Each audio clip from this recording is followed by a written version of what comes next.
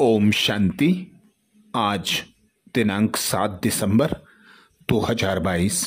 प्रातः मुरली बाप दादा मधुबन। बाबा बोले, मीठे बच्चे, तुम्हें अच्छे संस्कार धारण कर पतितों को पावन बनाने की सर्विस करनी है, अंधों की लाठी बनना है।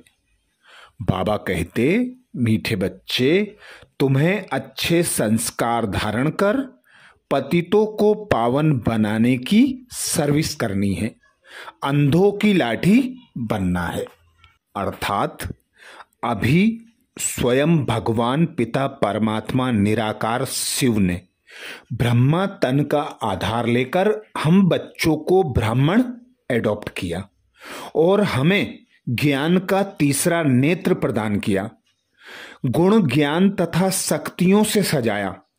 तो बाबा कहते, अभी तुम समझ गए हो कि अच्छे संस्कार आत्मा धारण करती है, आत्मा ही अच्छे और बुरे संस्कार धारण कर पतित बनती है और पावन बनती है। इसीलिए बताया जाता है पुण्य आत्मा पाप आत्मा। अच्छे व बुरे संस्कार आत्मा में है। इस समय अच्छे संस्कार बहुत कम है, बाकी हैं बुरे गिरने के संस्कार। इस समय कोई के भी अच्छे संस्कार बाबा कहते नहीं कहेंगे, क्योंकि यह है रावण राज्य।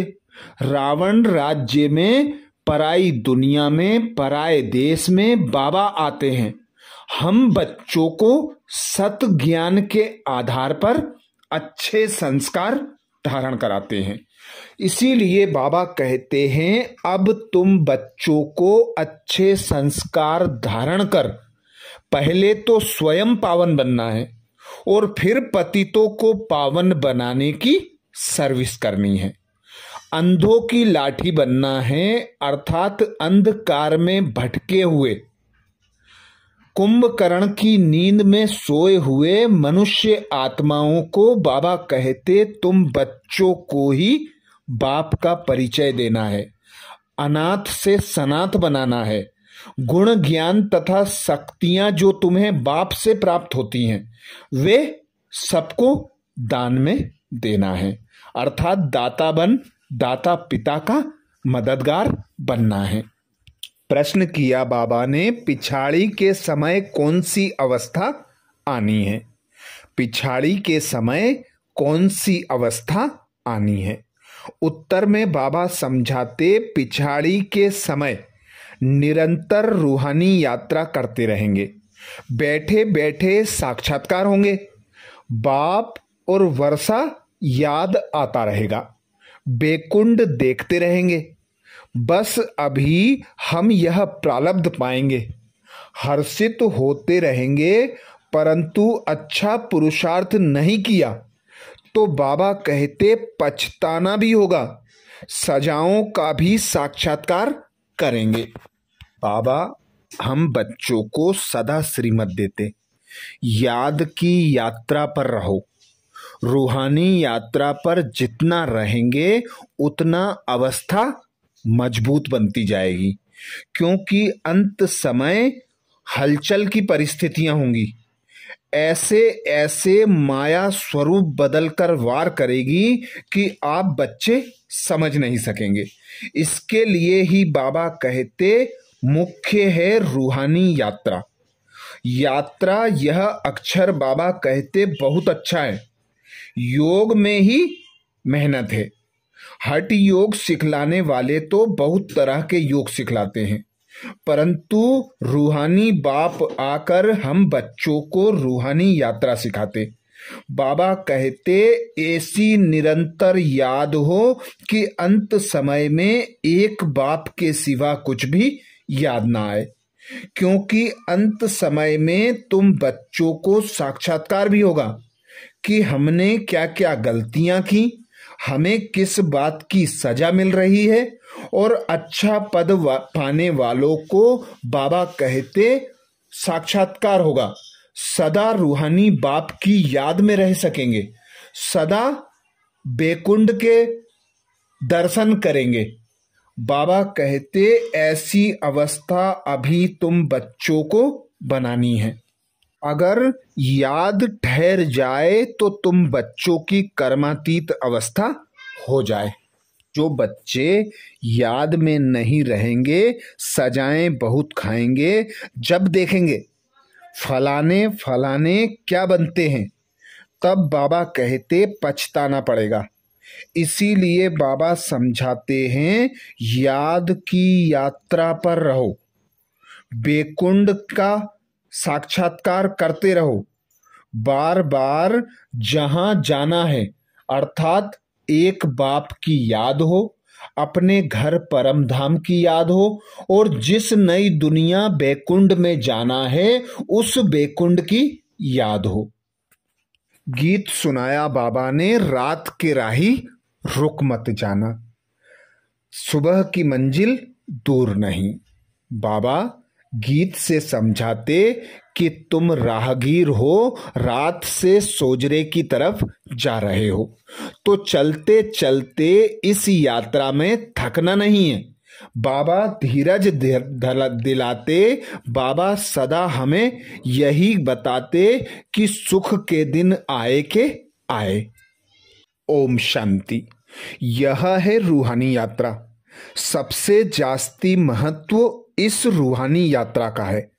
यह है ईश्वरीय भाषा अथवा भाषण। तुम भी भाषण करते हो ना। बाप कहते हैं सबसे जास्ती तो मैं भाषण करता हूं क्योंकि मैं ज्ञान का सागर हूं और फिर पतित पावन सदगति दाता हूं। ज्ञान से सदगति होती है। बाप कहते हैं वास्तव में मेरा नाम भी एक ही है।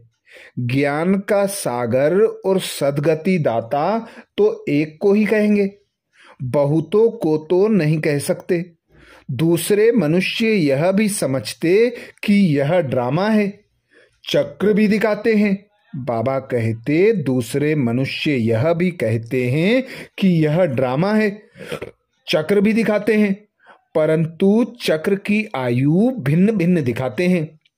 चक्र का भी ज्ञान चाहिए। लाखों वर्ष का कह देने से कोई बात का विचार भी नहीं कर सकते। बाप को कहते हैं सर्व का सदगति दाता, लिबरेटर। इतनी आत्माएं जो ऊपर से आई हैं, पहले यहां नहीं थी, फिर जरूर नहीं होंगी, तो इतने सबको कौन आकर वापस ले जाएंगे? गाइड तो है ही एक परम पिता परमात्मा। गाइड अर्थात जो आगे रास्ता दिखाता चले। गाते भी हैं पतित पावन गाइड है, सर्व का सदगति दाता है। गुरु होता ही है गति करने वाला। गुरु को आगे, फॉलोअर्स को पीछे रखा जाता है। यहाँ ऐसी बात नहीं है। यहाँ तो बाप कहते हैं तुम बच्चे आगे चलो, क्योंकि गौशाला भी है ना। गौओं के पीछे पीछे ग्वाला रहता है, नहीं तो गौए इधर उधर चली जाएं। बाप भी पिछाड़ी में रहते हैं। आजकल भगत लोग समझते हैं आगे महात्मा जी हो, उनसे आगे जाना बेइज्जती समझते हैं। बाबा कहेंगे बच्चे तुम आगे हो। बाप को तो पिछाड़ी में सारी नजर करनी पड़ती है कि कोई खा ना जाए। मिसाल है ना, शेर रे शेर। बाबा कहते मिसाल है ना, शेर रे शेर, परंतु शेर था नहीं। तुम्हारे लिए भी कहते हैं कि यह बीके तो कहती हैं विनाश होगा, होता नहीं है, परंतु होना तो जरूर है। आगे चल मनुष्य समझ जाएंगे बरोबर विनाश का समय है। तुम बच्चे जानते हो विनाश किस लिए है। दुनिया को कुछ मालूम नहीं। अच्छा, महाभारत लड़ाई के बाद क्या हुआ किसको पता नहीं। तुम बच्चे भी नंबरवार पुरुषार्थ अनुसार जानते हो। हमको बाबा की मदद है। तुम जानते हो बाबा आया है पतितों को पावन बनाने, तो बच्चों को भी यही सर्विस कर ऊंच पद पाना है। पतितों को पावन बनाना है, अंधों की लाठी बनना है, रास्ता बताया जाता है अल्फ और बे का। बस फिर पढ़ाई बहुत सहज है। झाड़ सामने खड़ा है, त्रिमूर्ति तो नंबर 1 है। शिव के साथ त्रिमूर्ति मशहूर है। शिव परमात्मा तो उनसे भी ऊंचे, वह तो फिर भी सूक्ष्म है। उनमें बाबा कहते उनसे ऊंच है परमात्मा, परंतु उनका नाम रूप देश काल कुछ भी नहीं जानते। नाम है शिव, रूप है निराकार बिंदु मिसल, देश है परम धाम, काल है संगम युग पर बाबा आते हैं। इन बाबा कहते तुम बच्चे भी पहले नहीं जानते थे, दिन प्रतिदिन सब कुछ समझाया जा रहा है, अभी तुम समझ चुके हो। हम आत्मा हैं, संस्कार आत्मा में भरते हैं, अच्छे व बुरे संस्कार आत्मा में हैं। इस समय अच्छे संस्कार बाबा कहते बहुत कम हैं, बाकी हैं बुरे संस्कार गिरने के। बाबा कहते बाकी हैं बुरे गिरने के संस्कार। इस समय कोई के भी अच्छे संस्कार नहीं कहेंगे, जबकि है ही रावण राज्य। मायावी दुनिया में कोई भी, बाबा कहते मायावी दुनिया में भी कोई अच्छे कोई बुरे तो होते ही हैं। कोई पाप करते होंगे तो कहेंगे इनके संस्कार अच्छे नहीं हैं।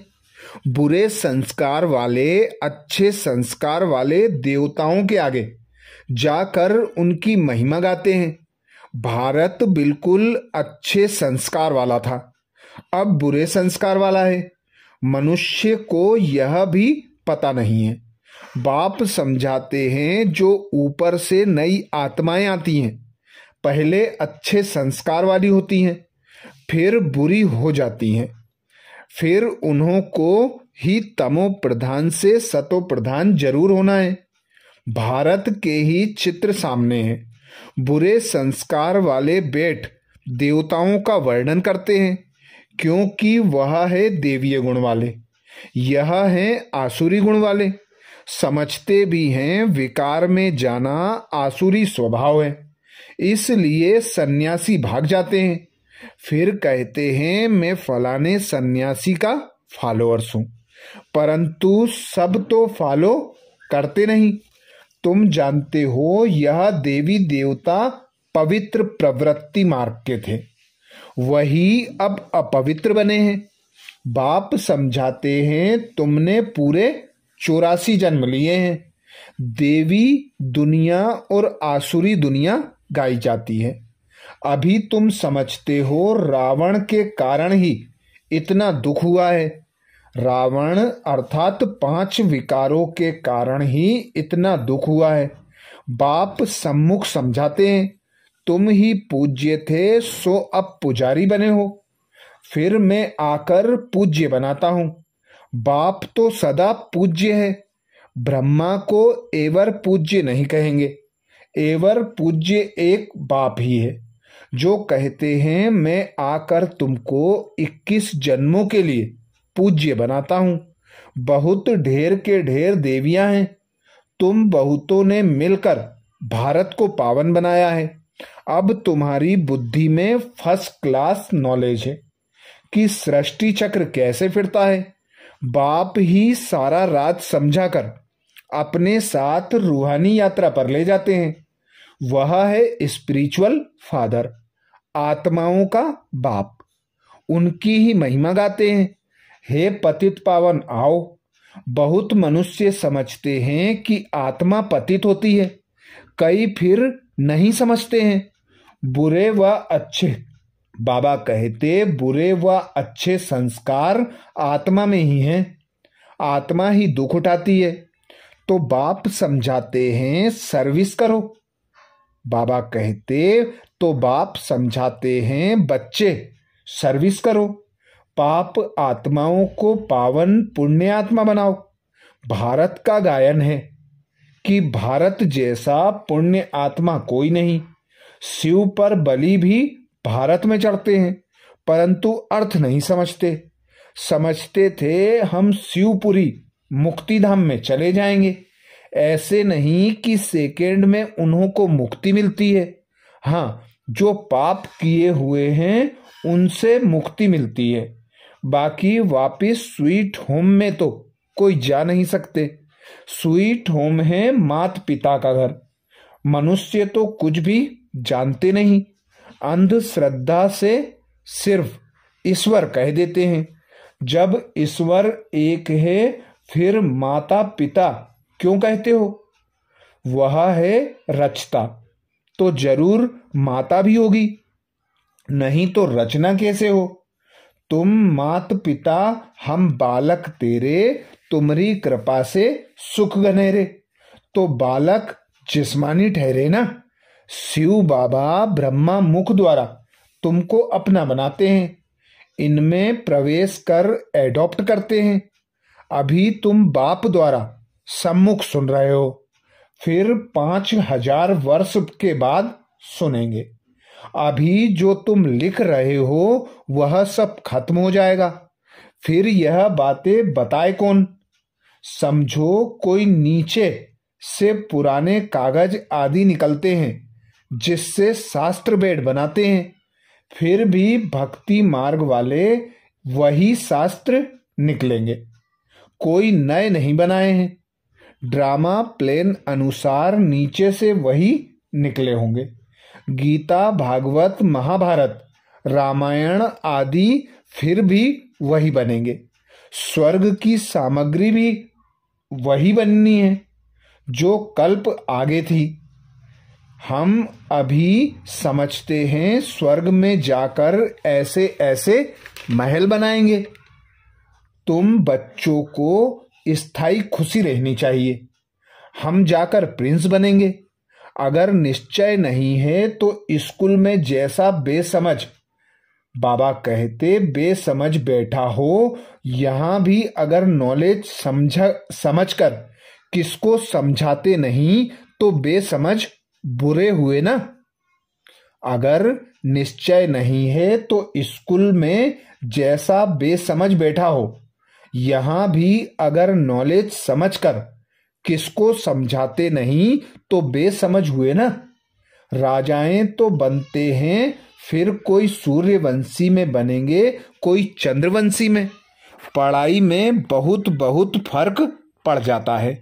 बाप तो अच्छी रीति समझाते रहते हैं, बच्चों को अच्छी रीति पुरुषार्थ करना पड़े। बाप और क्या करेंगे? समझाएंगे रूहानी यात्रा पर रहो, और कुछ नहीं समझा सकते हो तो चित्रों पर समझाओ। यह भी देखते हो जिनको समझाते हैं वह तीखे हो जाते हैं, और धर्म वाले भी आते हैं। बाबा ने साक्षात्कार तो पहले ही कराया है कि यह इब्राहिम, बुद्ध, क्राइस्ट भी आएंगे। यह सब समझने की बातें बिल्कुल ही सहज हैं। सृष्टि चक्र को समझना बहुत सहज है। मुश्किल बात है बाप की याद में रहना। पवित्र भी बन जाएं। डिफिकल्ट है रूहानी यात्रा, जिसमें थक जाते हैं। अगर सारा दिन याद ठहर जाए फिर तो कर्मातीत अवस्था ही हो जाए। स्कूल में पास तो सब होंगे जब रिजल्ट निकलेगी। मुख्य है रूहानी यात्रा की बात। रूहानी यात्रा, यह अक्षर बहुत अच्छा है। योग में ही मेहनत है। हठ योग सिखलाने वाला, बाबा कहते हठ योग सिखलाने वाले तो बहुत हैं, परंतु यह है रूहानी योग, तुम्हारे सिवाय कोई समझा नहीं सकते। इस राजयोग से ही मनुष्य पतित से पावन हो सकते हैं। यह योग बाबा और तुम बच्चे ही सिखला सकते हो। बाहर में जब सभी सुनेंगे तो कहेंगे कि हमारा योग ठीक है और सभी झूठे योग हैं। बाहर में भी बच्चों को जाना तो है ना। इस योग को कोई जानते नहीं है, उसका नाम ही है हठ योग। यह है राजयोग। भगवानुवाच, मैं तुमको राजयोग सिखलाता हूं, वह हठ योग मनुष्य सिखलाते हैं। अब भगवान कौन? श्री कृष्ण ने तो योग से इतना पद पाया। भगवान तो ऊंचे ते ऊंचा निराकार परमात्मा है। तो बीज और झाड़ का ज्ञान बहुत सहज है, बाकी याद में नहीं रह सकते। झाड़ आदि का राज बहुत सहज है, किसको भी समझाना। बच्चे बहुत अच्छी रीति समझाते भी हैं, बाकी योग में मेहनत है।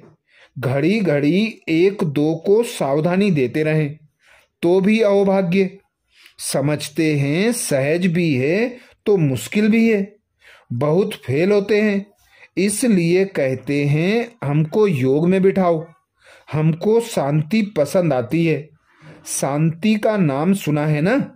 कोई कहते हैं नेष्टा में हमको शांति मिलती है। यह भी गपोड़ा है।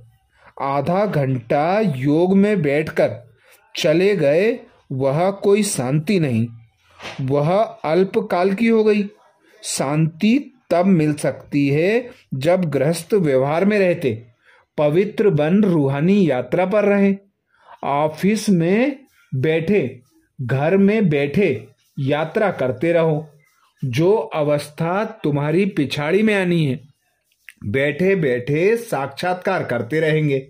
बाप और वर्षा याद आता रहेगा, बैकुंठ देखते रहेंगे। बस अभी हम यह प्रारब्ध पाएंगे, पिछाड़ी में बहुत बाबा कहते साक्षात्कार होंगे।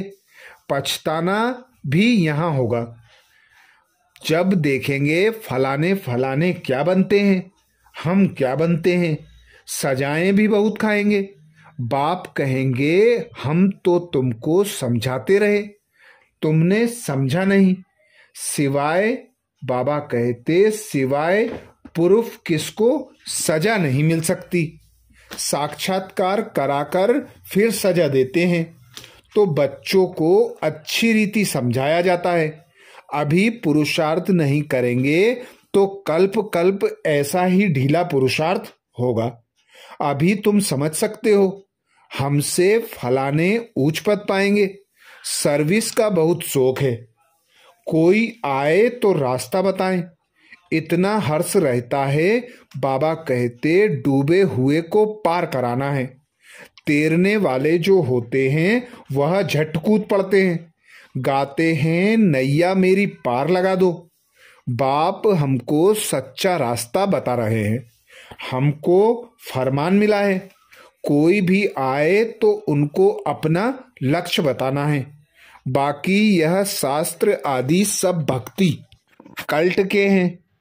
पतित पावन एक बाप ही है जो आकर गीता ज्ञान सुनाते हैं। श्री श्री 108 यह रुद्र अर्थात शिव निराकार की माला है। निराकार आकर पढ़ाते हैं, यह कोई शास्त्र का ज्ञान नहीं है। हमको तो बाप ज्ञान सुनाते हैं, महिमा ही बाप की है। ज्ञान का सागर वह है, ऐसा समझना। बाबा कहते ऐसा समझाना चाहिए जो वह कोई बात बीच में कर ना सके। हम बेहद के बाप से पढ़ते हैं, सर्व का सद्गति दाता वह बाप है। इस पर जोर देना चाहिए। नहीं समझते तो छोड़ दो, बोलो तुम देवता धर्म के ही नहीं हो। यह रास्ता बाबा कहते यह रास्ता छोड़ दो, परंतु समझाने की हिम्मत चाहिए। सन्यासी भी कोई कोई आ जाते हैं, आगे चल वृद्धि को पाएंगे। कुंभ मेले पर कितने ढेर आते हैं स्नान करने। दिन प्रतिदिन भक्ति भी तमो प्रधान होती जाती है। इसको फॉल ऑफ पंप कहा जाता है। यह भी एक खेल है जिसमें दिखाते हैं दुनिया विनाश कैसे होती है। अभी उनकी पंप है। तुम बच्चों को सदैव नशा रहना चाहिए कि बाबा हमको पढ़ाते हैं, बाबा हमको सुखधाम का रास्ता बताते हैं। अगर हम औरों को रास्ता ना बताएं तो बच्चे कैसे कहलाएं? उल्टी चलन से इज्जत गवा देते हैं। बहुत बच्चे समझते हैं हम पाप करते हैं, बाप को मालूम थोड़े ही पड़ता है। अभी भक्ति मार्ग में भी मुझे सब मालूम पड़ता है, तब तो तुमको फल मिलता है, बाप को तो तरस पड़ता है। बच्चे अभी तक छिपाकर भूले करते रहते हैं, समझते नहीं हैं। अच्छा, मीठे मीठे सिकिलदे बच्चों प्रति माता पिता बाप दादा का याद प्यार और गुड मॉर्निंग। रूहानी बाप की रूहानी बच्चों को नमस्ते। हम सब रूहानी बच्चों की रूहानी माता पिता बाप दादा को याद प्यार गुड मॉर्निंग और नमस्ते। धारणा के लिए मुख्य सार में बाबा बोले, पहली पॉइंट, रूहानी यात्रा पर रहने के लिए 1-2 को सावधान करते रहना है। कर्मातीत अवस्था में जाने के लिए सारा दिन याद में रहने की मेहनत करनी है।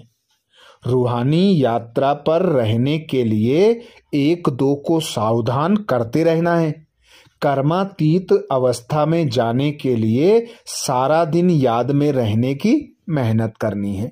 दूसरी पॉइंट बाबा कहते, कोई भी उल्टी चलन नहीं चलनी है। सबको सुखधाम का रास्ता बताना है, सर्विस का शौक रखना है। कोई भी उल्टी चलन नहीं चलनी है, सबको सुखधाम का रास्ता बताना है, सर्विस का शौक रखना है। वरदान दिया बाबा ने। वरदान में बाबा कहते, संकल्प से भी मेरेपन की मेल को समाप्त कर बोझ से हल्का रहने वाले फरिश्ता भाव। आज बाबा हम बच्चों को फरिश्ता भाव का वरदान दे रहे हैं। वरदान में बाबा कह रहे हैं, संकल्प से भी मेरेपन की मेल को समाप्त कर बोझ से हल्का रहने वाले फरिश्ता भाव। डिटेल में बाबा समझाते, मेरेपन का विस्तार ही बोझ है। कोई भी मेरापन, मेरा स्वभाव, मेरा संस्कार, मेरी नेचर कुछ भी मेरा है तो बोझ है, और बोझ वाला उड़ नहीं सकता, फरिश्ता बन नहीं सकता। अर्थात फरिश्ता बनने के लिए बाबा कहते, हल्का न्यारा और प्यारा बनना अति आवश्यक है, जिसके लिए अपना तन मन धन समय संकल्प सब कुछ बाबा को अर्पण कर दो। सूक्ष्म से सूक्ष्म बोझा है मेरापन, अर्थात मेपन, अहंकार, अहम। इस चीज को भी बाबा को अर्पण कर देते हैं, मेरे को तेरा में परिवर्तन कर देते हैं, तो ही हम हल्के होकर फरिश्ता बनकर उड़ सकते हैं।